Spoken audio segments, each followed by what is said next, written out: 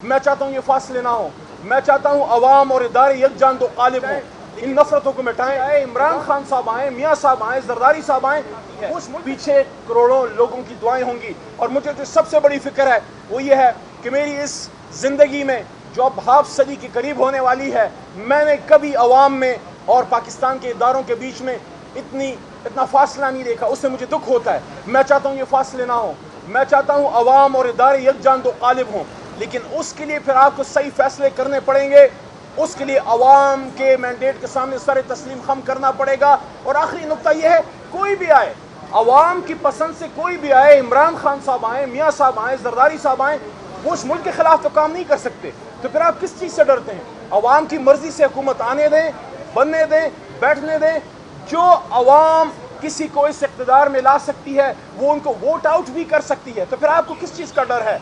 आए, इस मुल्क को बचाएं, इन नफरतों को मिटाएं, इमरान खान साहब को बाहर लेके आएं। और ये जो रिजर्व सीट्स हैं, खुदारा हमारा तो कल्चर भी ये है कि ख़वातीन के सर पे, बच्चियों के सर पे दुपट्टा रखा जाता है, उनको ज़्यादा ख्याल किया जाता है। आप इस केस पे इस पे मुकदमा हो रहा है कि क्या ख़वातीन को उनका हक दिया जाए या नहीं। देखिए, नून लीग को उनका हक मिल चुका, पीपल पार्टी को मिल चुका, जमीयत को मिल चुका, तमाम जमातों को मिल चुका। अब हक हमारा है। आप हमारा हक, हमारी बच्चियों बेटियों का, ख़वातीन और माइनॉरिटीज़ का हक उनको कैसे दे सकते हैं? जब इंसाफ पे बात नहीं होगी तो फिर अफरा तफरी फैलती है, फिर लोगों को मौका मिलता है तोड़ का।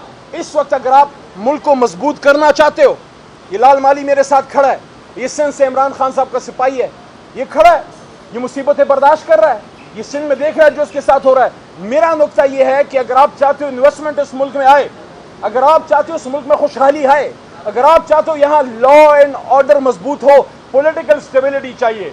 अगर पॉलिटिकल स्टेबिलिटी चाहिए तो आप मुझे बताएं, 2/3 अक्सरियत जिस जमात के पास है उसको फॉर्म 47 का वार करके आप क्या पॉलिटिकली आज तक किसी को फारिग किया जा सका? क्या मरहूम, क्या ज़िया साहब पीपल पार्टी ख़त्म कर सके? क्या भुट्टोइज्म को ख़त्म कर सके? भुट्टो के नाम को ख़त्म कर सके? उनको ख़त्म करने का सेहरा पीपल पार्टी का वो किसी डिक्टेटर के पास नहीं, उनके अपने सदर आसिफ जरदारी के पास है। 5 साल हुकूमत की, अवाम ने देखा कि खोखले नारे फारिग कर दिया। इसलिए पॉलिटिकल स्टेबिलिटी के लिए आपको तमाम जमातों को पार्लियामान में बैठा के इन मसाइल का हल निकालें, तभी पाकिस्तान जाएगा, आगे जाएगा, मजबूत होगा। वरना आखिरी नुक्ता, ये जो अभी बजट है, आप सब बैठे और पीछे जो हमारे दोस्त खड़े हैं और जो मुझे सुन रहे हैं, इस बजट में अभी दूसरा जो अभी बिल आने वाला है, क्या बर्दाश्त कर सकते हैं? ये महंगाई बर्दाश्त कर सकते हैं? ये बिजली के बिल बर्दाश्त कर सकते हैं? क्या ये मुल्क एक ला इलाहा इल्लल्लाह के नाम पे बना मुल्क, क्या ये IMF की डिक्टेशन के लिए बना था कि क्या ये IMF की गुलामी के लिए बना था?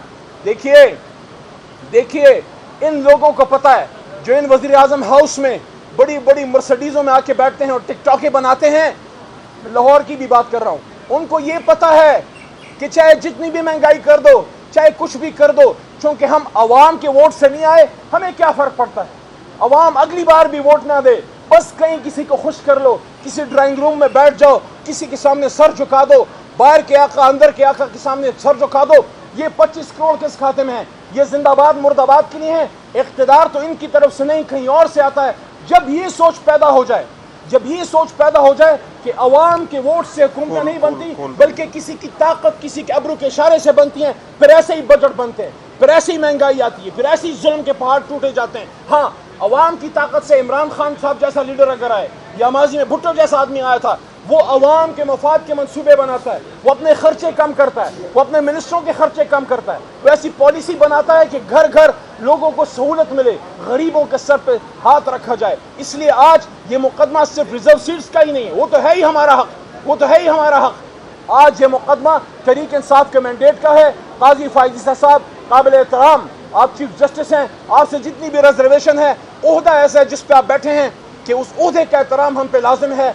आपके पास 4.5 महीनों से हमारी 184(3) की पिटिशन पड़ी है जो हामिद खान साहब ने जमा की थी। इमरान खान साहब ने बारहा जेल में ये बात मुझे की कि आप ये बात कीजिए, आप इस पर डिमांड कीजिए कि 184(3) की पिटिशन के तहत इस इलेक्शन का जुडिशल ऑडिट कीजिए।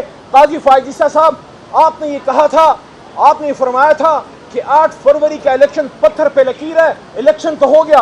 क्या सिर्फ इलेक्शन होना काफ़ी है? उसका आज़ाद शफाफ होना भी ज़रूरी है। क्या आज़ाद शफाफ होना आईनी जिम्मेदारी है? अगर है تو پھر آپ کے حکم کو ملک کے اداروں نے اس پہ عمل نہیں کیا. 190 آرٹیکل کے تحت ملک کے اداروں کو آپ کی سپورٹ کرنی چاہیے تھی, نہیں ہوا.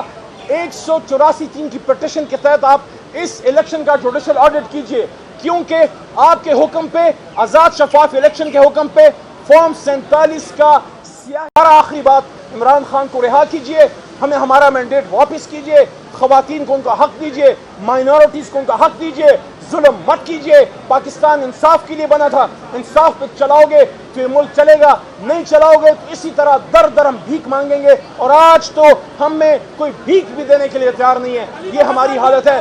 بہت شکریہ, اور اب ہم توقع کرتے ہیں سپریم کورٹ کی طرف دیکھ کر کہ ہمیں انصاف ملے گا. میری بات کریں, مائنرٹی میں بات. دیکھیں, آئی ایم ایف کے دور, ہمارے دور میں آئی ایم ایف سے جو قرضہ لیا گیا 72-73 سال میں, 75 سال میں صرف 3 سال ہماری حکومت تھی, ہمیں مجبوری میں جانا پڑا. لیکن ان سے سوال کیجئے جو 75 میں سے 72 سال یہ حکومت میں رہے ہیں. آج ہی 50,000 روپے روزانہ لیتے ہیں.